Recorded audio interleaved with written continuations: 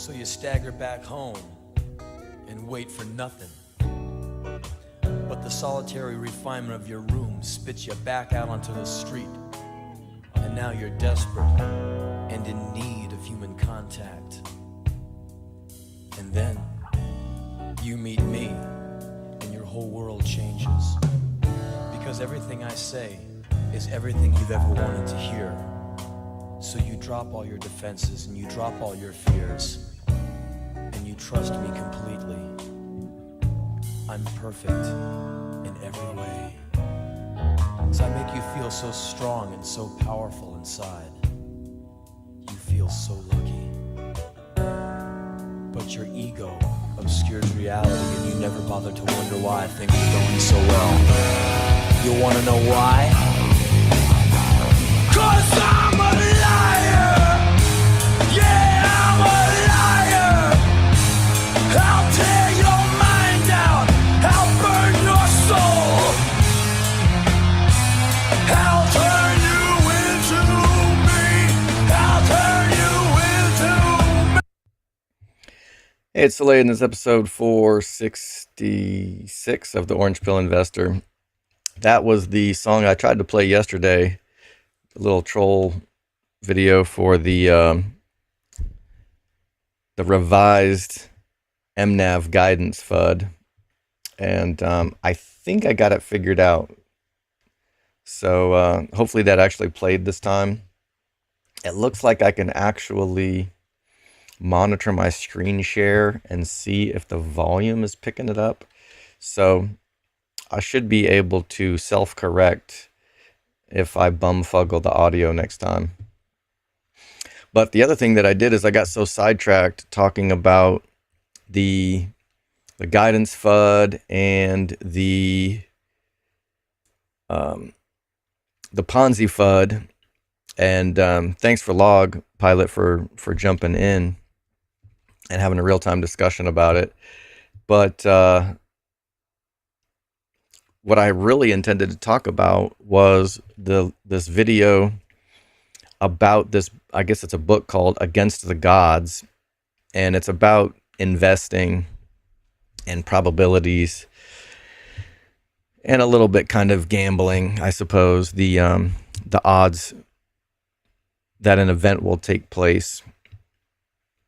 And so now I'm kind of hyped to read the book. It was a link that Punter Jeff shared, and I had to watch the video twice. If you're on X, I'll probably link it in the comments. If you're on YouTube, you're kind of fucked. But I used to re-upload all my lives and type them up and put a description and put links in the description of the YouTube videos. And I stopped caring about all that production level stuff. But it'll be easy enough for me to just paste the link into the comments on the X feed. So it's definitely worth a look. But the one thing that caught my attention the most was a reference to the utility value of a dollar.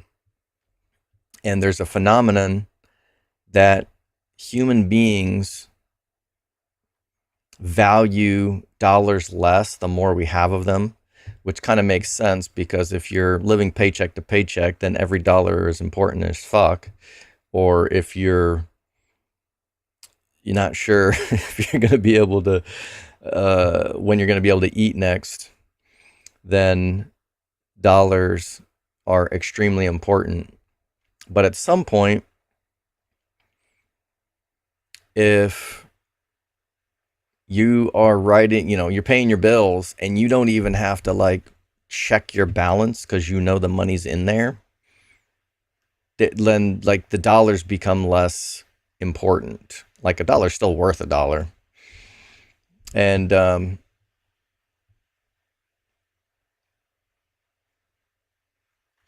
good on you if you caught the Animal Farm reference about some dollars being more equal than others. And so I guess the point of all of this investing is to try to get my account to the point where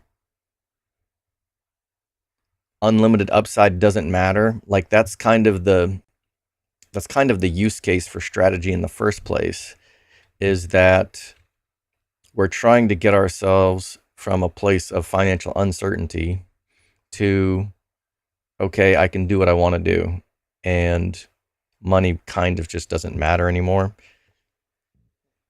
And the Bitcoin only people will say, okay, we'll just do that with Bitcoin. And that's probably the safest way to do it because it's sovereign money. And maybe it's a coping mechanism, and I'm still stuck in fiat land. But I'm for now, I'm at least glad that I took the strategy shortcut. But it also immediately made me think of the covered call strategy in general. Because if we go ahead and assume that as our portfolio gets larger, the value or the importance of the individual dollars becomes less important. There's like, if you go from $10,000 to $100,000, that's a big dopamine hit. And then, I don't know, I guess millionaires like to say the first million is the hardest or some bullshit like that, which maybe it's true. And some people are probably just thrill seekers. And it's like, well, wait a minute, you made $10 million, or you made $100 million, or you made $1 billion. Like, why are you still trying to squeeze another nickel out of your portfolio?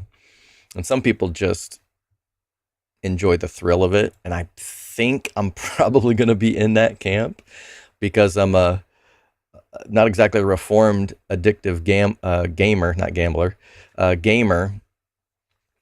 And playing the stock market is kind of like it's almost kind of like trying to get high score. So I kind of enjoy that aspect of it.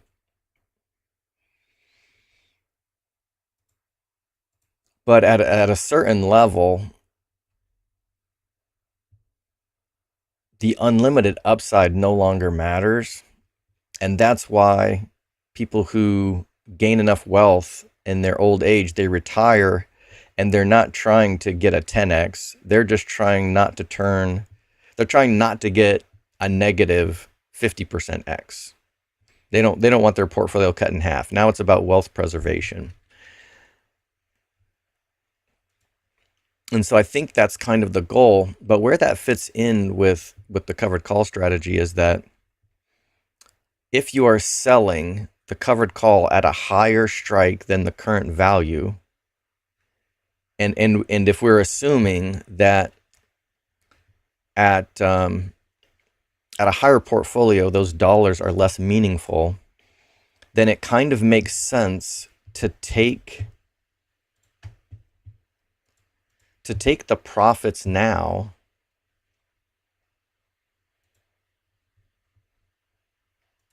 because if the stock price does get to a higher price, then your portfolio will have gone up, but those gains will be less meaningful to you because you will be wealthier than you are today. And I think that kind of is a check mark in the column of taking profits too. Like a lot of times they say that the dead man's portfolio always wins, and that if you just don't make any trades and buy something decent, wake up 10, 20 years later, your portfolio will be better than if you just didn't make any trades at all. And while that may be true,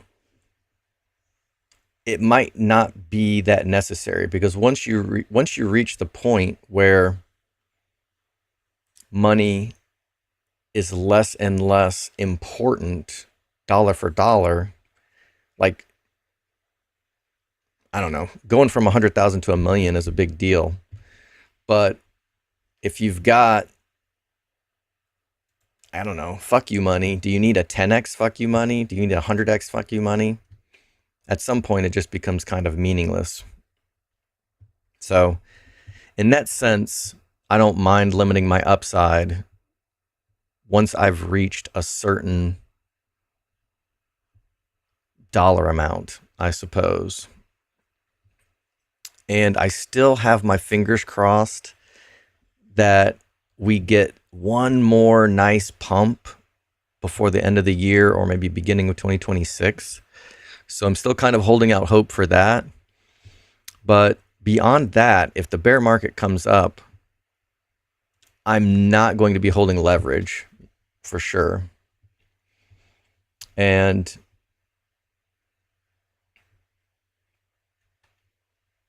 at that point, it's about wealth preservation, because if the super cycle happens and I miss out on some upside, that just doesn't really matter, because I've already gotten the account to a level where I don't really have to work. So for me personally, unlimited upside beyond like maybe one more pump, and really I don't need that last pump. I'm just kind of betting on it. Maybe that's the addictive gamer in me. But it's much more important to unload leverage, unload margin as much as possible.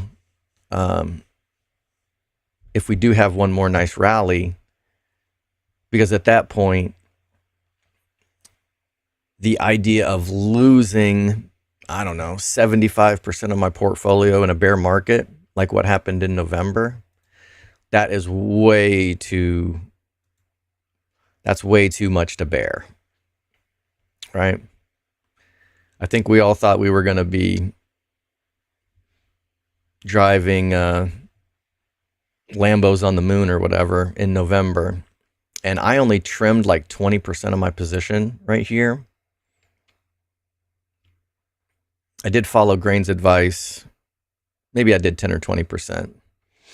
But I also did some dumb stuff, and I rolled up to the 1080s and the 890s and the whatever the hell was available here at this point. And so I didn't do enough of what was right here. And, you know, this correction was pretty painful for all of those leveraged positions. And it's just not going to be worth it.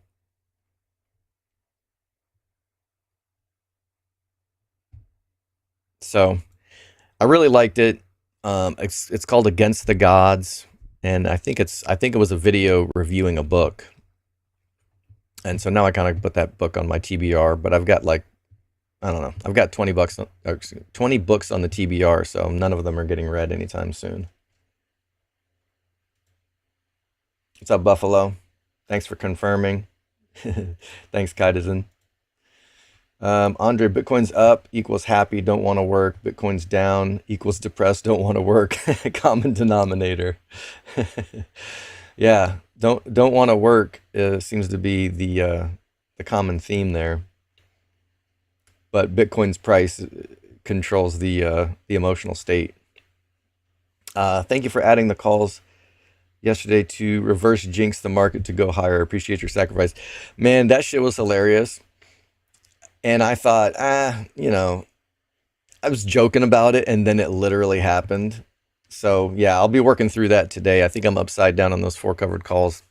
I don't know, maybe $6,000. So that'll be fun. Let's see. I'm such a noob. I just heard about Deribit. I started selling covered calls on Strategy like a month ago and was excited to start that on BTC. But as I bet you know, Deribit is a no-go in the USA. Any alternatives? So you're talking about selling covered calls directly on Bitcoin? No, I kind of investigated it a year or two ago, and as soon as I found Strategy, I was like, okay, extremely liquid, easy peasy. Like, you can do it on any exchange, and I don't have to figure out whether someone is reputable or available in my jurisdiction or whatever. I can just jump right into it. Kevin says, beyond FU money is Lambo and yacht money. Yeah, we have to, instead of getting invited to the 100K yacht party on Sailor's yacht, I don't know. I guess there's going to be $1 million. I'm sure there'll be another $1 million yacht party. But I think what we need to do is have like an irresponsibly long MSTR yacht race party. When Bitcoin hits 1 million, maybe we'll just all get our yachts together somewhere with nice weather and we'll just race yachts. That'll be fun. We'll all put up zero point zero 0.01 Bitcoin. Bitcoin's 1 million by then. I almost said we'll put up a Bitcoin each, but if Bitcoin's 1 million, that's I don't think I can swing that. Let's see. I want to participate in the pump today, but not sure how I feel this weekend. We'll play out for shorts to get squeezed. What's your price target for trimming out of leverage?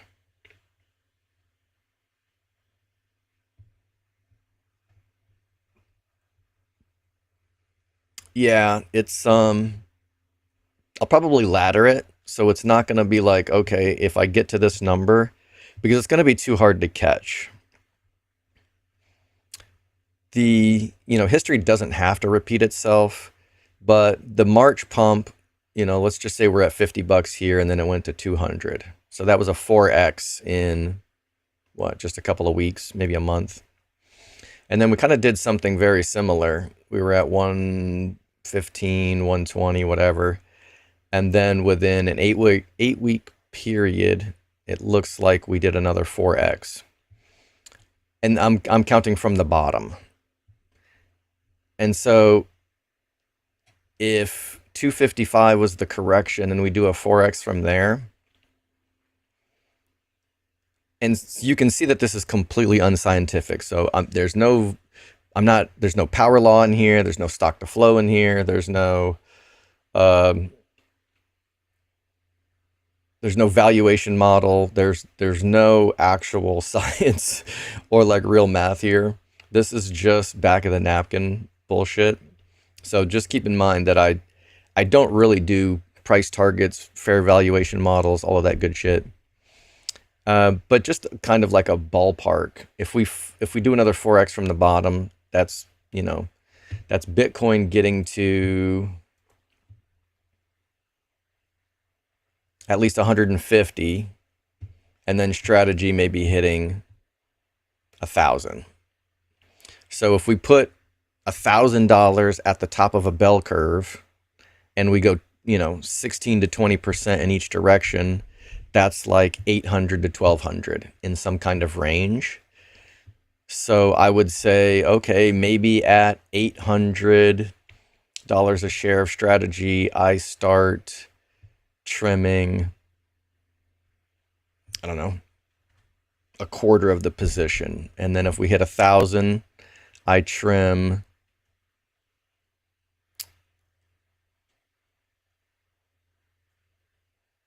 I've already trimmed, I was going to say 25%, 50%. And then if we get to 1,200, maybe I do the remaining 25%. So that adds up to 100% of the leverage. Something like that. So yeah, let's just say I had, if I have 20 calls, which I probably do. Actually, I got 40 in this account. So yeah, if strategy was to 800, maybe I take off 10 of these positions. Okay, I just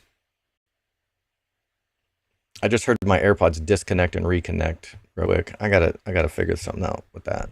That's annoying as shit. Anyway, so maybe I take off 10 of the 40 at 800 a share. I take off 20 at 1,000, and then hold the other 10 for 1,200 a share. I don't know. That actually might be a little bit too ambitious. Maybe like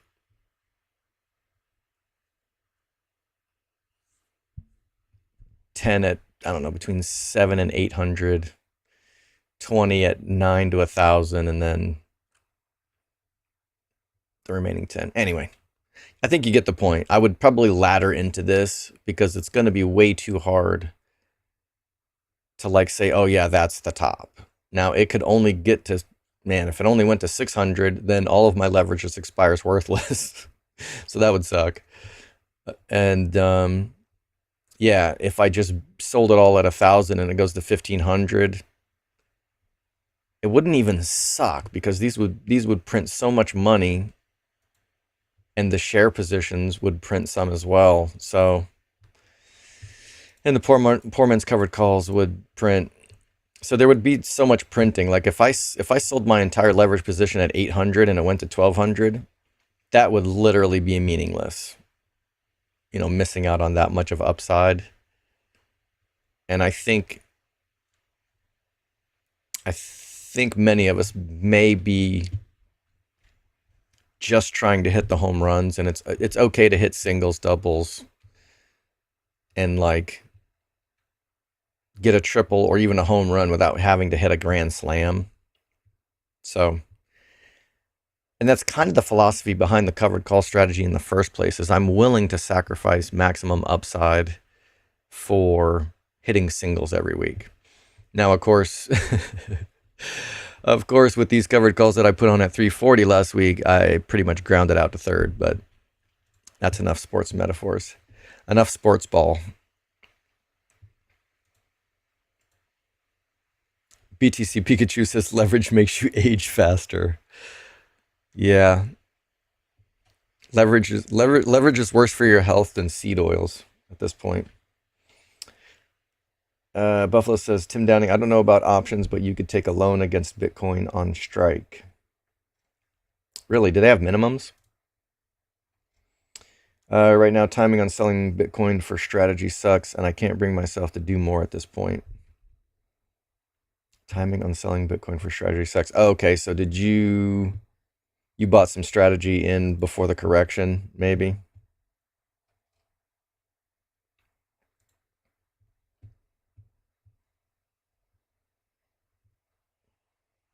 All right, okay, I'm just going to go ahead and start with this account. I got a deal with this. So I sold 4 covered calls. I got paid $360 yesterday. And so this my argument was that this was getting 1% return on capital in just 24 hours, which it is. Because if you look at the value of this option, 1360, how much of this is extrinsic and how much is intrinsic? The strike of the covered call that I sold is 340. The price of the stock is 353. So to find out the intrinsic value, you just subtract the two. So 340 from 353 is $13.82, which means there is jack shit extrinsic value in here. So I did actually profit $360 of extrinsic value because this option had $360 of extrinsic value and now it has 0 extrinsic value. So I did capture this $360.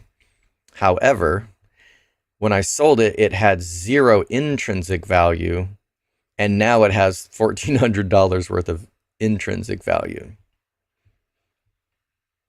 So yes, I would have more dollars if I had done nothing.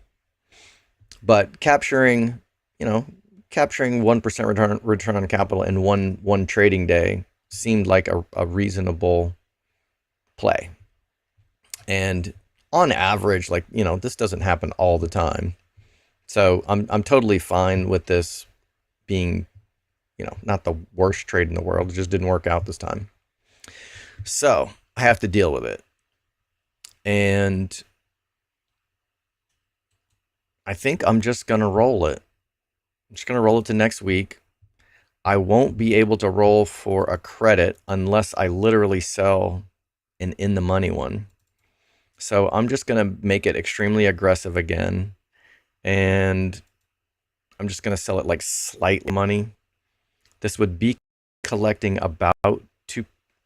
God, my AirPods just cut out again. I'm just gonna disconnect it myself.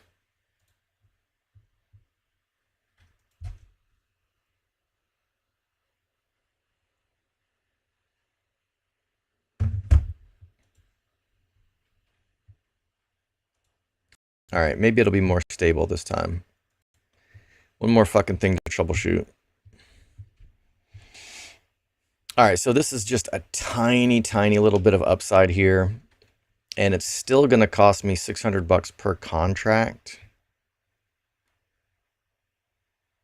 Let's turn the volume down.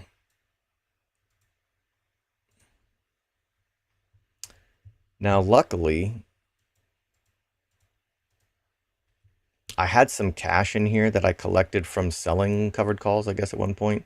So I don't even really need to peel off any of my long calls to pay for it.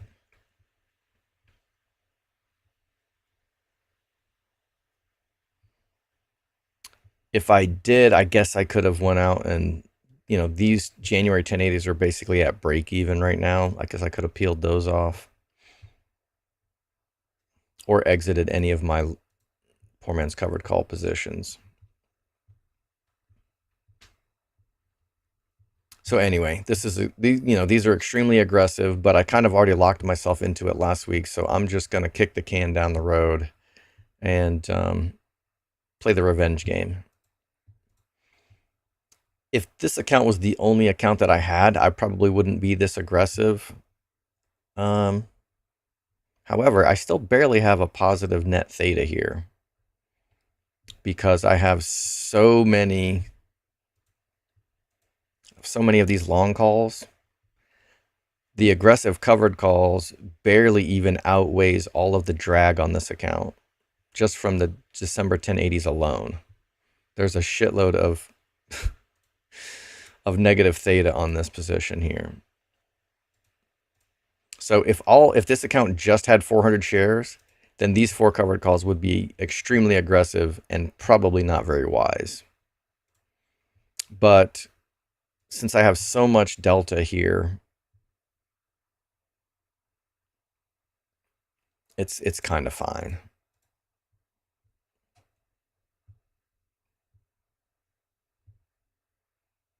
So that was probably the only tricky trade that I was really going to have to deal with today.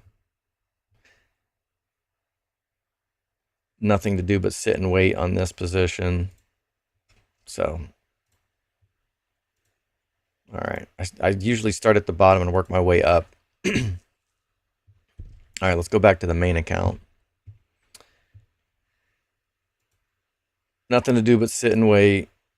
I don't think I have any cash to spend. Yeah, I'm using margin in this account, so I'm just trying to chip away at the margin use a little bit.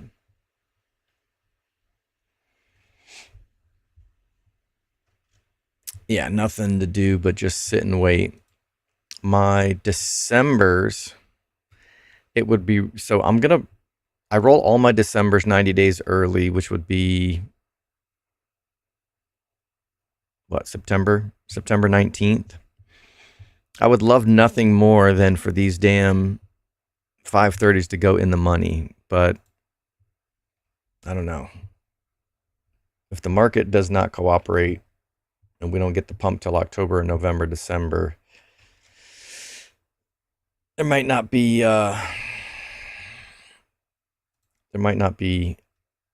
much hope left even for these 530s. The 1080s, yeah, I'm already starting to lose hope on these. There's only 30 days left before I need to roll these out to like March. But the December 530s, I could have taken profits when we were at $4.50 a share. These were actually all in profit, so that's unfortunate.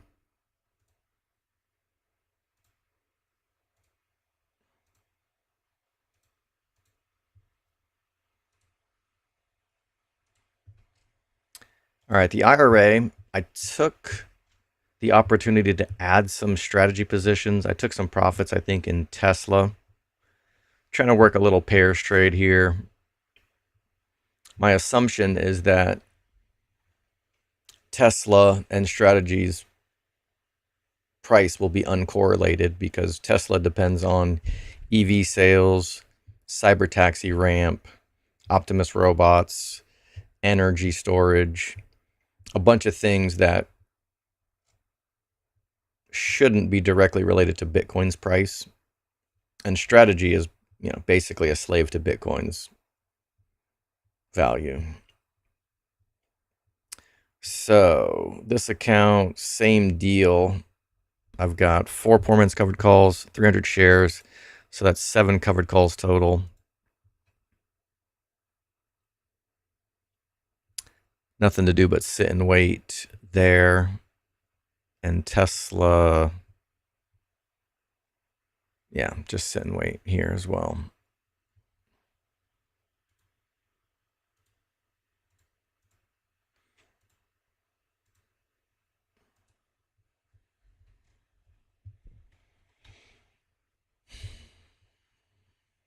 Two poor man's covered calls, not ready to roll.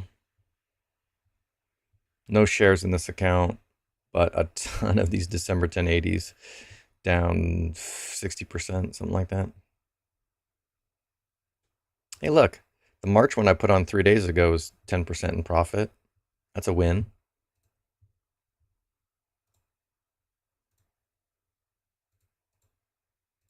Oh, I already did the top account. All right, let's check the 5K account. Expiring today, I sold the $9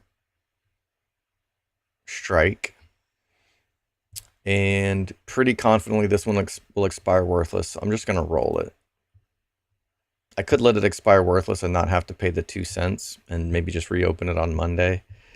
But it's fine. We'll just get it over with now. I'm just going to put this in at the bid so we can get a fill. Didn't even feel like trying 17. All right. I already rolled the CLSK calls to tomorrow. How many shares do I have? 200. Yep. So I got 2 covered calls on for next week. Just put the 9.5 put back on. Have to sit and watch the CLSK and Riot puts. Let's see. Sold the $5 call for 27. It's still worth 28. Yeah, so nothing to do but sit here and wait on that one as well. The IBIT covered call sold for 75. So when this is worth 37.5 or less, approximately, it will be time to roll. So I can just chill on that one. I just rolled to the 395, so shouldn't be anything to do there. Again, bunch of 1080s. I got this 1 500 510 debit spread. That one should be fine, I suppose. Yeah, nothing to do here but sit and wait, unless I have buying power, which I do not. I have like $300 worth of buying power. All right, let's check chats and call it a day.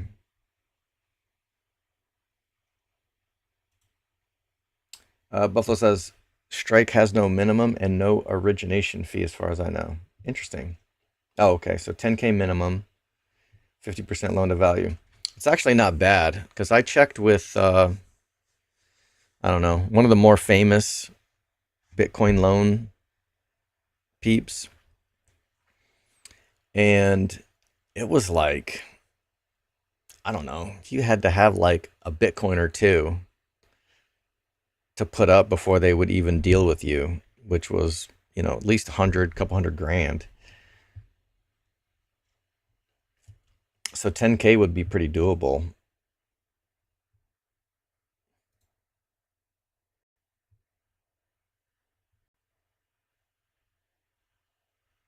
Okay, that is the 3rd time that my AirPods have spontaneously disconnected and reconnected. So that'll be fun. I got some more troubleshooting to add to my fucking to-do list. All right, appreciate everybody for tuning in. Have a good Friday. Be good, y'all.